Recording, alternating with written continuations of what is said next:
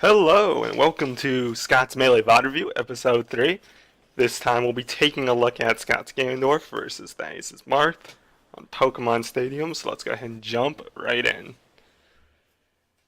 So we'll see how we go here. Missing some tilts. Thais doesn't get the down tilt punish. Jumps out of the Marth up tilt. Catches that. Okay, actually, let's go back to this, because this is sort of like an option coverage thing we kind of want to look at right here. Okay, so Thais is in hit stun. He's about to land on the platform. Alright, so the two things you can punish off this would either be back air or up air, which the hitbox kind of arcs like this. Now, depending on if Thaddeus techs or not, would probably determine which one's the better punish. So we can see right here, Thaddeus didn't tech. So since he didn't tech, he's not going to be able to move immediately when he lands right here. So back air becomes the most optimal punish. If he were to tech, it means he could like tech in place, tech roll this way, tech roll this way. Up air would cover more tech options. So because he didn't tech though, back air was the best option. But if he did tech, an up air would have been more safe. Alright. See. We get a little wave land just because, you know, feints.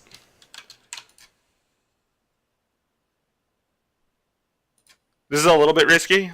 I'm not sure why he did it. Like, I can see there's a point here I'm gonna, like, I could see why, but alright. So we have a dash dance started right here, trying to anticipate Thaddeus' movement. Alright. We do an empty hop backwards, so no move. And then we double jump into the fair.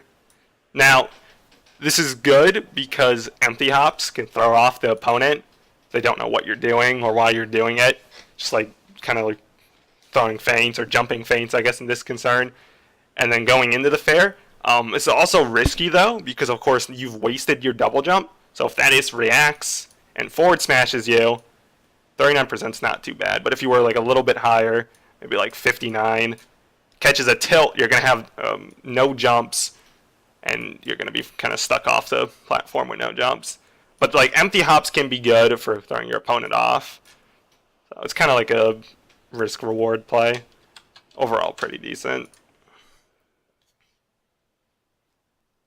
That closes out the first stock. See what we go into here. Platform cancels his move. Gets up tilted. This was kind of not amazing decision making. Gets up tilted right here, which sends him flying this way. Let's keep playing. Now he has the option. So Thaddeus starts tilting here, which means he's probably going to keep guarding this area.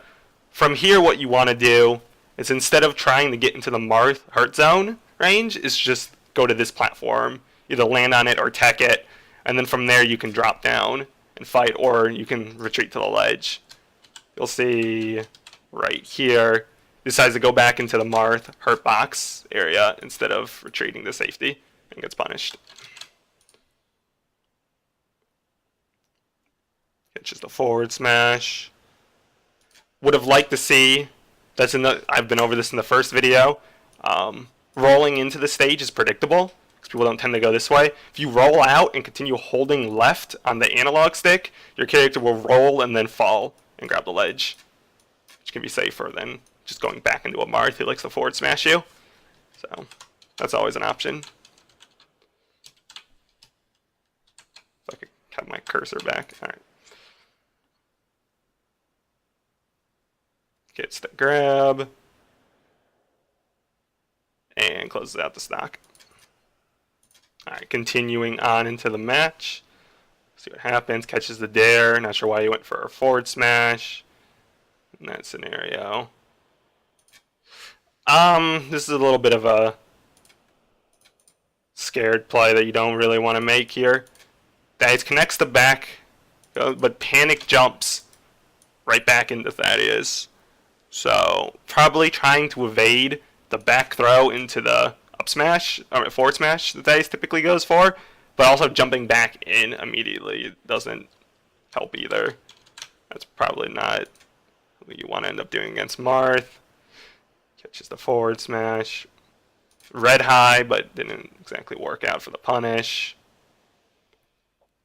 See, this is the better example of the empty hop. So, whiffs the forward smash. Alright, here we go. Nice whiffs grab. Empty hop. Nice is waiting for a move to come out. Right. Holds shield. Alright, this is actually really good, because this is a really, really good example. Let's go, slow. Alright. Empty hop. So, right now, during this empty hop, Nice is like, there's a move coming. So, his reaction is to shield.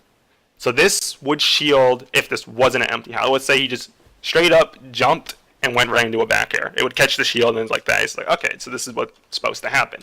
Now the empty hop throws off the timing of that. And then that is unshield because he thinks, oh, maybe there wasn't a move coming, and then you drop into the back air. And it catches people off guard.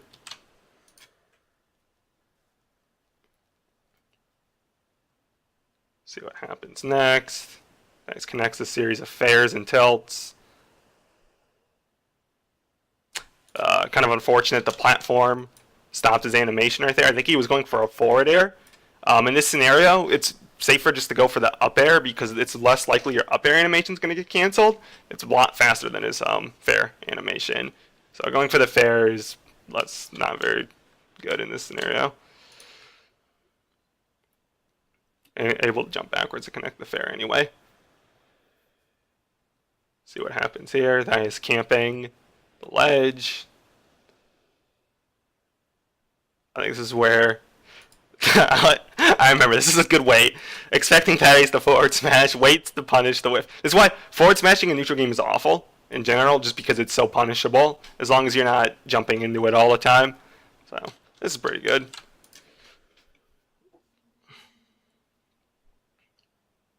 And we'll see, retreats into Pokemon Stadium.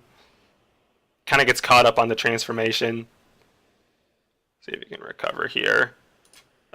Just random down smash right here. Not sure why. Catches the dare. Unfortunately, back air doesn't beat Marth in that scenario. Gets nared, and that should be the stock. Alright, continuing on into the second half of the match. See what happens. Alright. Catches the fair. Tries to do a retreating fair. Thanks. Reads it. Warlock kick. Okay, so I've been over this a couple times before. So let's take a look again. Right back here. Warlock kick is good when it catches people either dash dancing, or in this case, dice just landed. They're not standing still, so they can't immediately shield. Warlock kick can catch, which is a pretty decent punish. Right here, dice had already landed for about enough time for his character to fully reset, so dice could have shield or went for an option. In this case, he chose to jump in fair, which still ended up going over Ganon.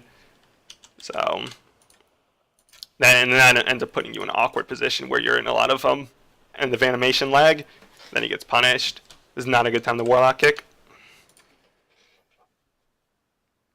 And that is the stock. See what happens.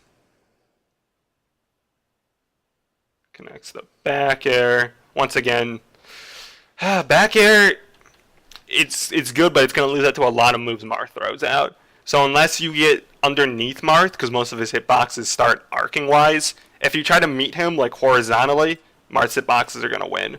So that's another chance where it looked like it would have been a decent opportunity for a back air, but if you're fighting Marth horizontally, he's going to be able to win.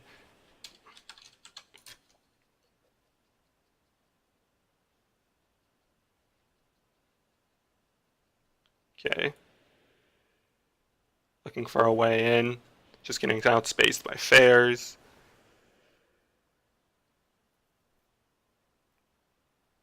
Catches the shield breaker. Nice air dodge on the next one. And the dare will close it out. And that brings us to the last stock. Trading damage. Goes for another standing down smash. I don't know why we keep doing those at the ledge. Pokemon Stadium kind of got in the way right there.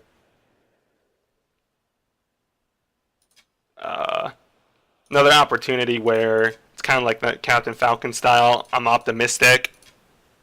Right here, jumps and goes for the back air, hoping that Dice is still in hit stun and can't jump, instead of electing for the up air, which will probably catch him if he comes out of hit stun and jumps, which is what we see right here.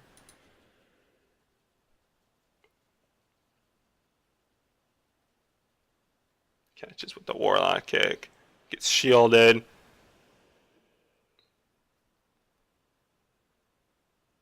Kind of lets Dice get down for free, but that happens. Trying to get in the neutral position. Pokemon Stadium kind of gets in the way, makes him Warlock kick high. It's just kind of annoying. Alright, this is a really big mistake that probably cost him the match. Let's go back here. This is right after the Warlock kick, I'm pretty sure. Alright. So, at this point, we caught Marth with the back air, and now we are underneath Marth with quite a bit of breathing room to spare once we get to around here.